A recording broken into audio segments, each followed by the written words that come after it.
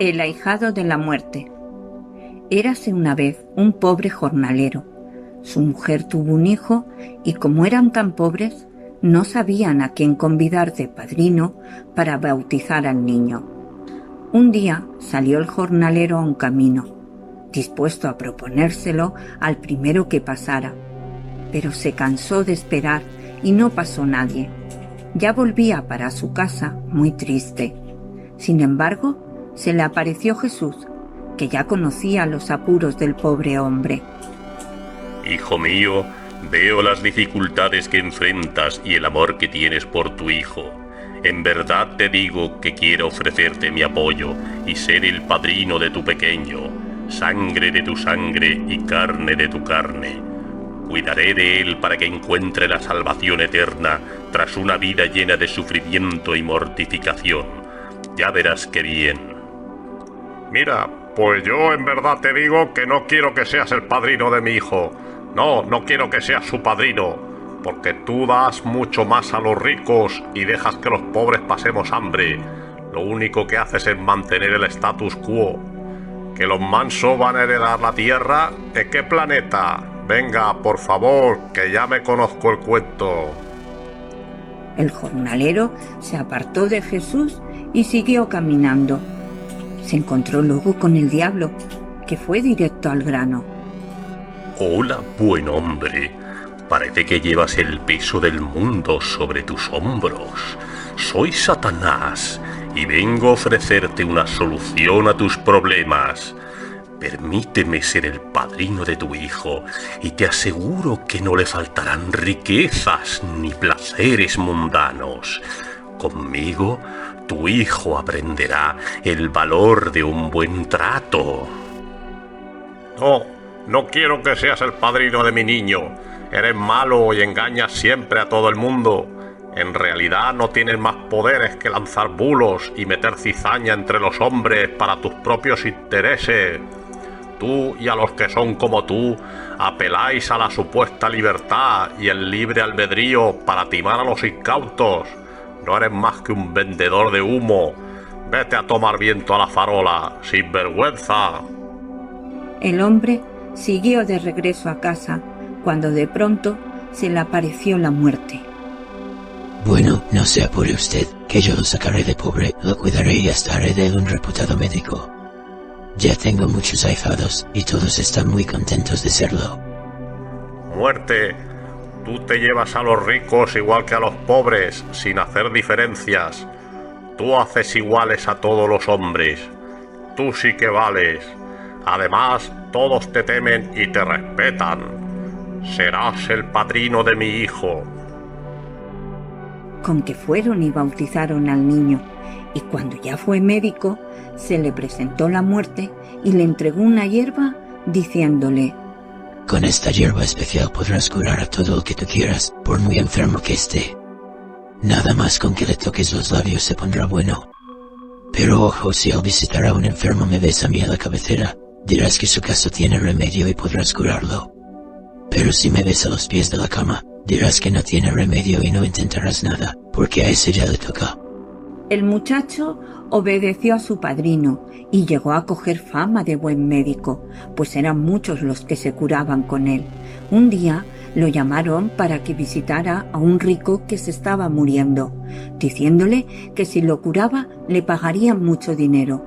Cuando entró en la habitación, vio a la muerte a los pies de la cama, pero a pesar de eso, dijo que aquel hombre tenía remedio y le dio la vuelta en la cama, le puso con los pies en la almohada y la cabeza a los pies, y así la muerte se quedó junto a la cabeza.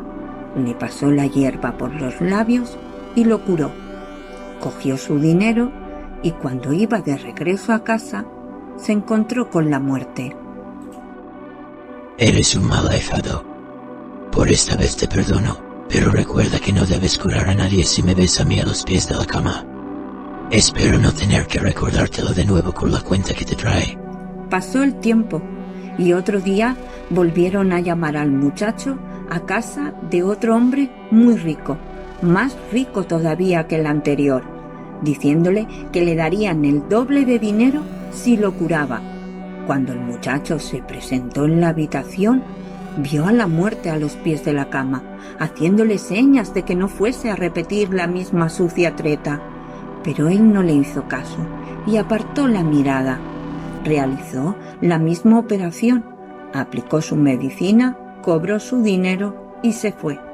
Cuando ya iba para su casa, la muerte le salió otra vez al encuentro.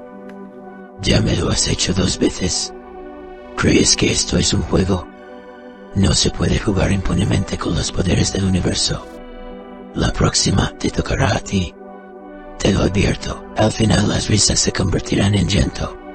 Ocurrió entonces que la hija del rey se puso enferma y todos los médicos dijeron que no tenía remedio, pero el rey publicó un bando diciendo que aquel que fuera capaz de curar a la princesa se casaría con ella.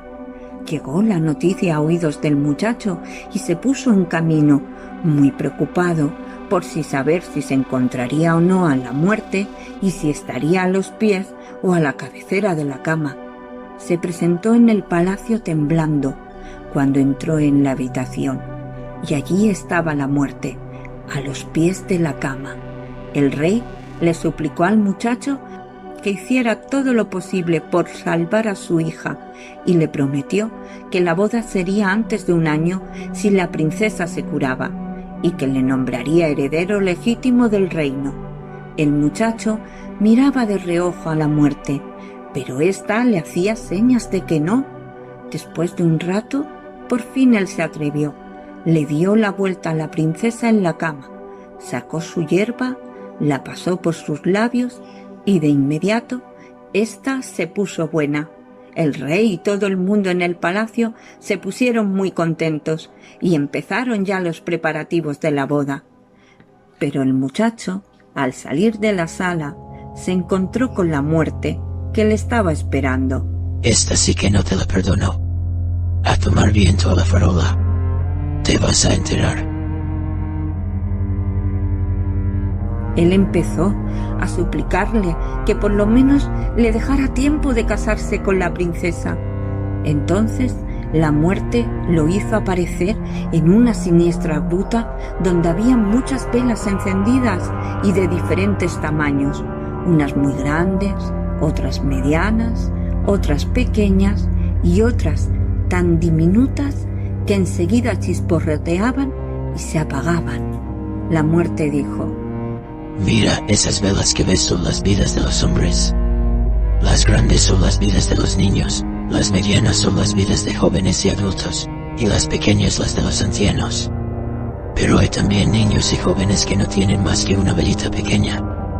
A ver si tienes suerte y averiguas qué vela corresponde a la vida que te queda. El muchacho fue señalando cada una de las velas medianas, y la muerte iba negando con la cabeza.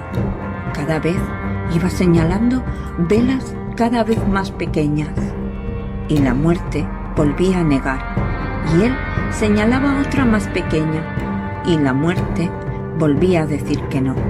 Así fue llegando a una pequeñita, que al decir «¿Es esta?», con solo el aliento de su voz se apagó, y allí se quedó muerto.